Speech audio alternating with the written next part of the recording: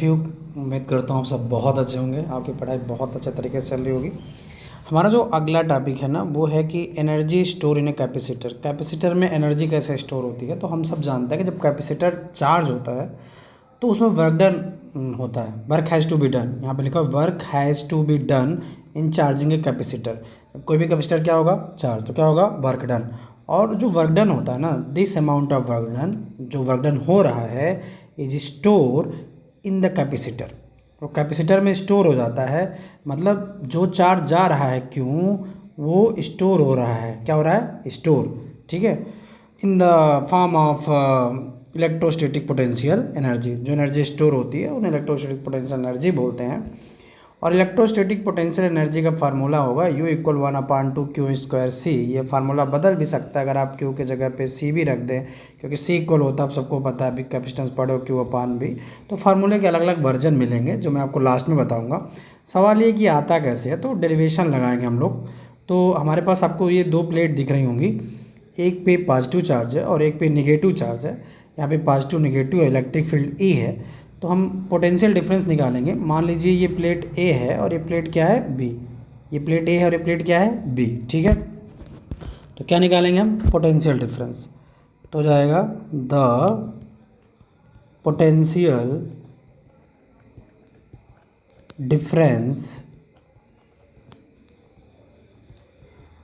The potential difference between the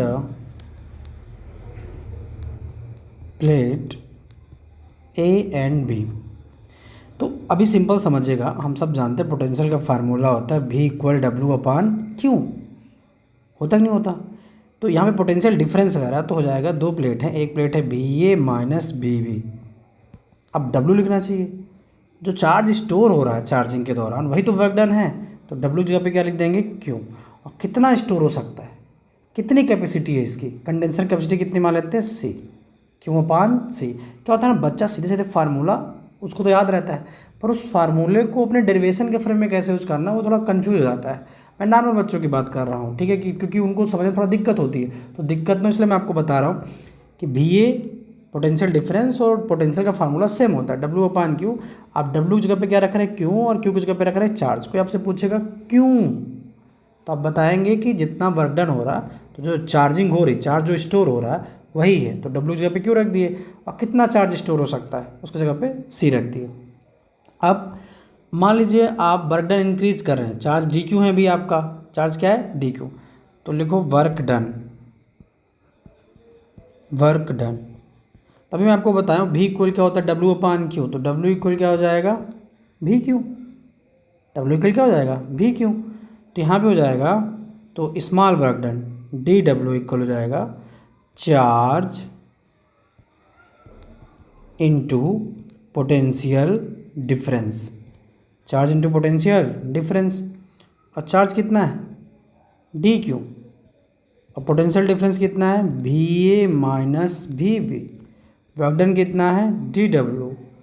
तो DW equal हो जाएगा DQ, और VA - VB की वैल्यू कितनी है, Q/C। ये आपका स्मॉल वर्क डन है। हमें चाहिए टोटल वर्क डन। क्या चाहिए, टोटल वर्क डन। और चार्ज कहाँ से कहाँ शुरू होगा, 0 से कहाँ तक जाएगा, 0 to Q। तो जाएगा, इंटीग्रेशन कर दो, DW equal integration 0 to Q। Charge कहाँ से शुरू हो रहा है, 0 से, और कहाँ तक जा रहा है, Q तक। ये कौन सी लिमिट है, लोअर, ये कौन सी लिमिट है, अपर। तो कितना हो जाएगा, Q/C DQ, Q/C DQ। DW का आपका कितना आएगा, इंटीग्रेशन W आएगा, क्योंकि DX का X होता है। और 1/C कहाँ जाएगा, बाहर, 0 to Q DQ। आपने फार्मूला पढ़ा है यार, X dx इक्वल होता है x की पावर n + 1/n+1।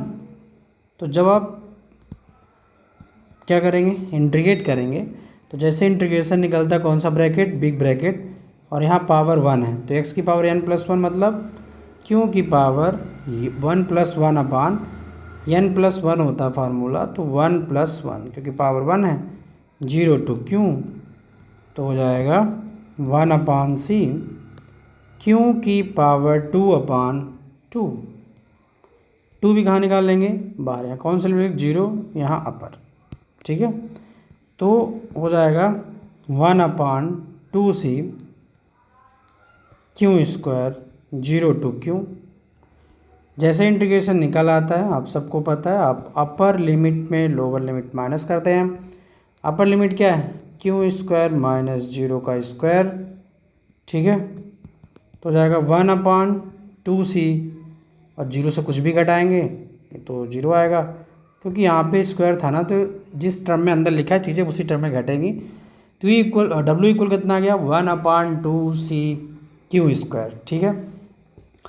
अब ये जो वर्क डन होगा, दिस वर्क डन, यही work done, this work done is store in the form of potential energy.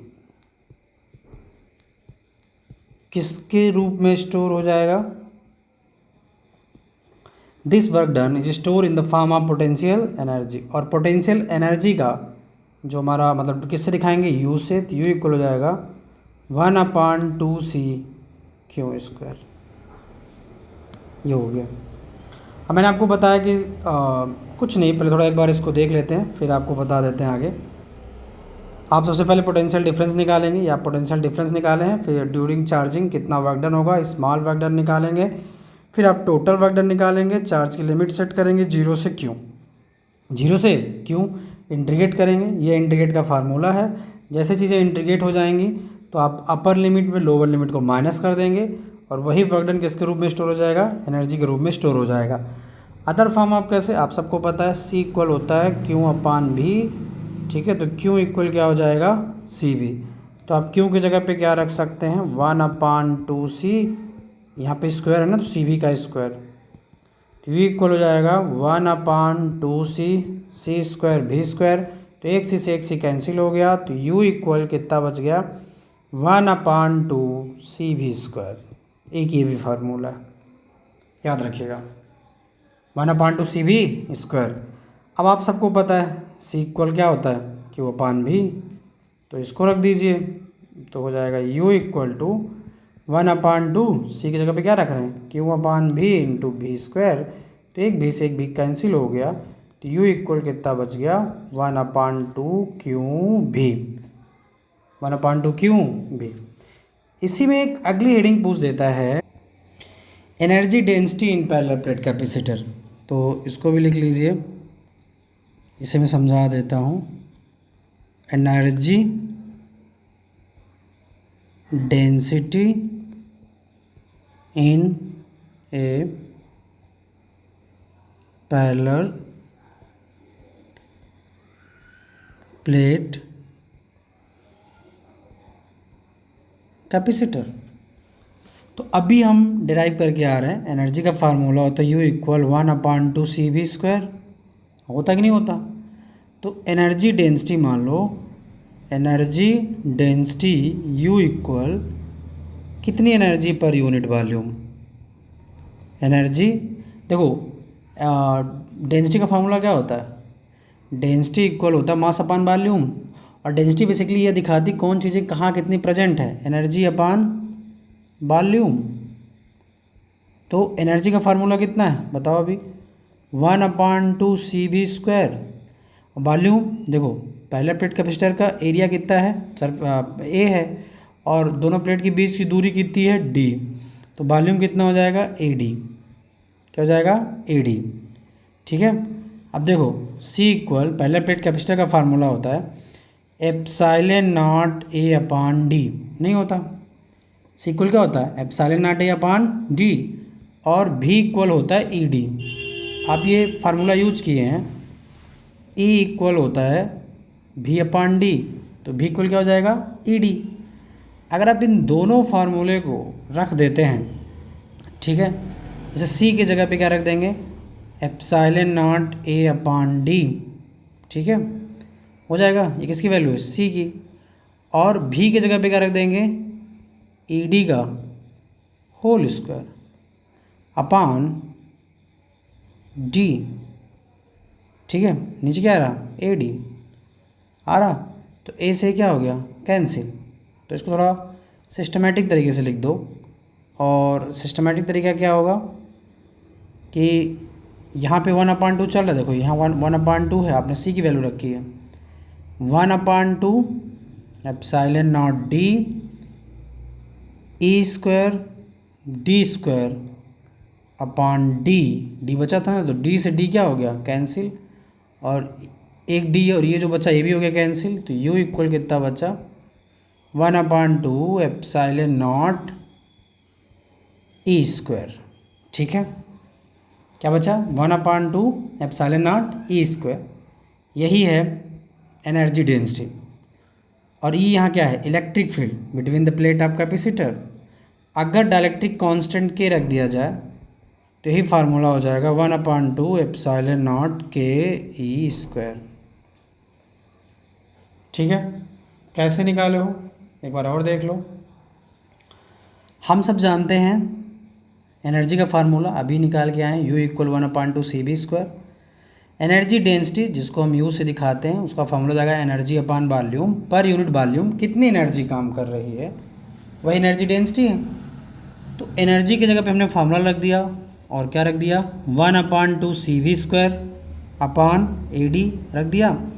ए क्या है, प्लेट की एरिया, डी क्या है, दोनों के बीच की दूरी। अब पहले प्लेट कैपेसिटर का फार्मूला क्या होता है, C equal epsilon not A upon D, और ई इक्वल होता है भी अपॉन डी। तो भी इक्वल कितना हो जाएगा, ई डी। तो हम भी की जगह पे क्या रख रहे हैं, ई डी, क्योंकि यहाँ पे स्क्वायर लगा हुआ है तो यहाँ पे भी क्या हो गया, स्क्वायर। और सी की जगह पे क्या रख रहे हैं, epsilon not A upon D. तो ए से क्या हो गया, कैंसिल। अब ये डी स्क्वायर ओपन कर दिया तो एक डी ये गया और एक डी ये गया। तो ये कुल कितना बच गया, 1/2 एप्सिलॉन नॉट ए स्क्वायर। तो अगर डाइलेक्ट्रिक कांस्टेंट के रख दिया जाए तो ये फार्मूला हो जाएगा 1/2 एप्सिलॉन नॉट के ई स्क्वायर। उम्मीद करता हूँ आपको समझ आया होगा। शेयर करिए, सब्सक्राइब करिए, सपोर्ट करिए। आपका थोड़ा सा एफर्ट हमें और मोटिवेट करेगा कि हम और टॉपिक पे वीडियो लेके आएँ। Thank you.